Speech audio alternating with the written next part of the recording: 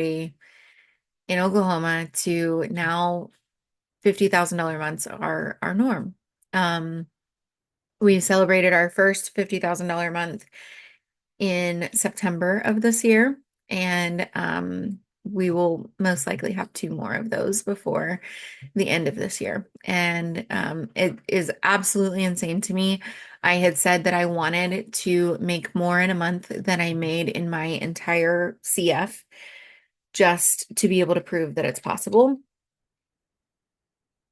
Because I feel like as SLPs, we are often met with so much resistance whenever it comes to our pay.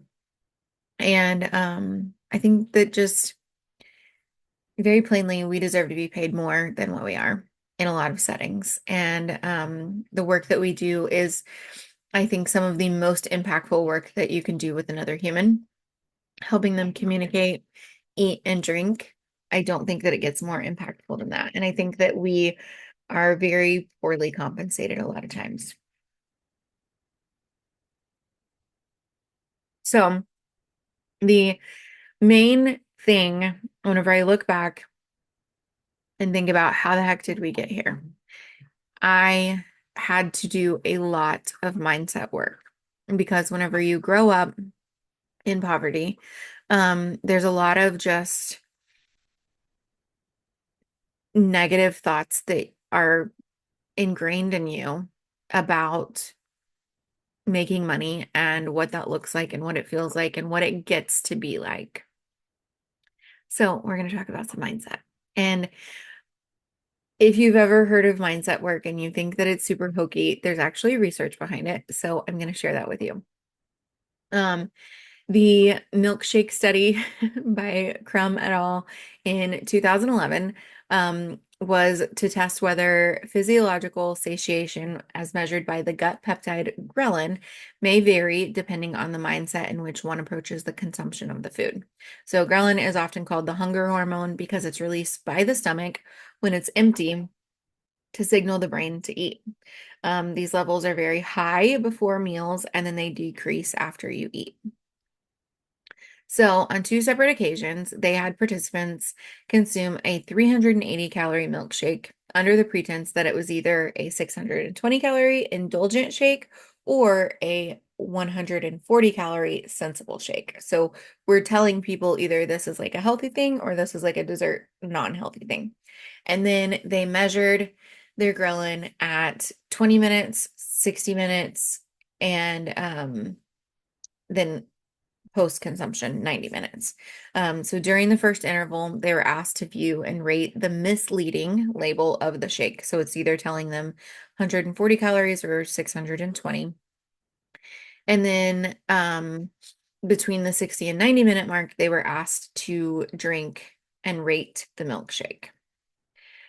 So what they found is the mindset of indulgence produced a dramatically steeper decline in ghrelin after consuming the milkshake, and the mindset of sensibility, or this like healthier option, produced a relatively flat ghrelin response. So they weren't feeling satiated at all.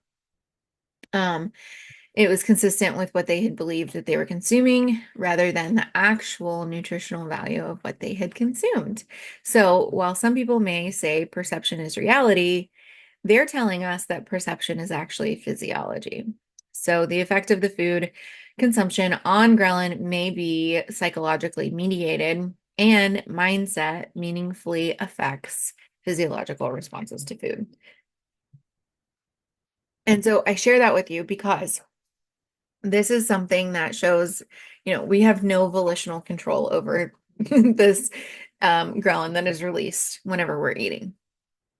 So if our mindset and our beliefs can change the internal functions of our body, why do we not think that it does the same thing for our beliefs about money and our beliefs about our work that we're doing and the worth of that?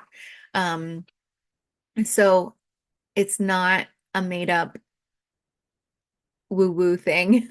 It actually, whenever you change your mindset, you actually change the physiology of your body. So, some beliefs that I hear through a lot of my coaching clients that keep a lot of entrepreneurs stuck is someone has already done the thing I want to do. I didn't go into this field to get rich. And the subtext there is, so I'm going to accept crap pay, or so I'm not going to push for more, or so I'm not going to start this other venture.